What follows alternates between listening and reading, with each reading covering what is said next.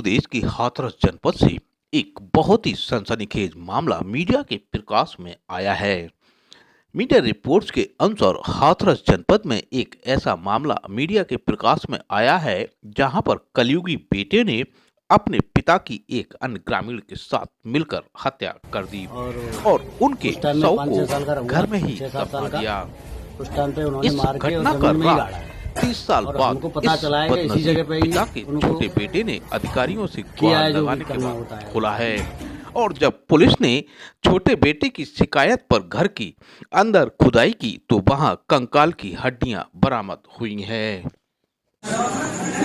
25, 26, 27, 28, 29, 30, 31, 32, 33, 34, 35, 36। 30 साल पहले यानी वर्ष 1994 में हाथरस जनपद में हुई इस घटना के संबंध में उनके छोटे बेटे ने मीडिया को जो बताया वह आप भी सुनकर हैरान और परेशान हो जाएंगे। आप भी सुनिए जो मृतक के छोटे बेटे ने मीडिया से बात करते हुए बताया। और उस टाइम में 5-6 साल का रहूंगा, 6-7 साल का। उस टाइम पे उन्होंने मार के और जमीन में ही गाड़ा है। और हमको पता चला है कि इसी जगह पे ही उनको किया है जो भी करना होता है। मतलब कुछ सुराग ऐसे मिले हैं। अच्छा, क्यों 100% यही मिलेंगे। क्यों मारा है पिताजी को? उनमें आए दिन विवाद होता था और झगड़ा होता था, लेकिन वो झगड़े को लेके इन लोगों ने उनको टंटा ही खत्म कर दिया बिल्कुल मैटर। तो 32 साल बाद आप ये काम करा रहे हैं? हाँ, कुछ ऐसे ही है, समय बदल गया। मैं थोड़ा बाहर था तो उस वजह से आ नहीं पाया। नहीं, 32 साल बाद क्यों जो है आपके दिमाग में आई? उस टाइम पे मैं 6-7 साल का ही हूँगा, तो 10-12 साल 15 साल तो वैसे ही लग जाते हैं। बाकी बाद 10 साल 15 साल में बाहर रहा हूँ।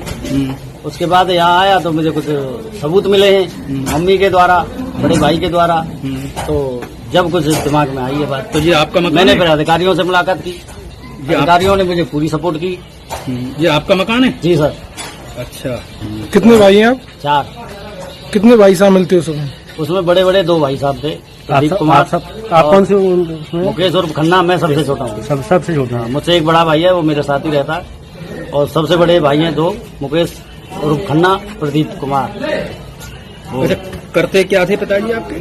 पिताजी कुछ नहीं, वैसे तो किसानी थे, लेकिन private job private free time में कर लेते थे। बरेली में काम करते थे उस समय। गाँव वालों से किसी को भी पूछ लीजिए, कोई ऐप नहीं था उसमें, गुटखा दारू कोई कैसा भी उनके अंदर कोई वो नहीं था। जैसे बहुत सीधे इंसान थे, बढ़िया इंसान थे। जैसे आपका कहना है मर्डर किया था जी सर। तो क्यों किया?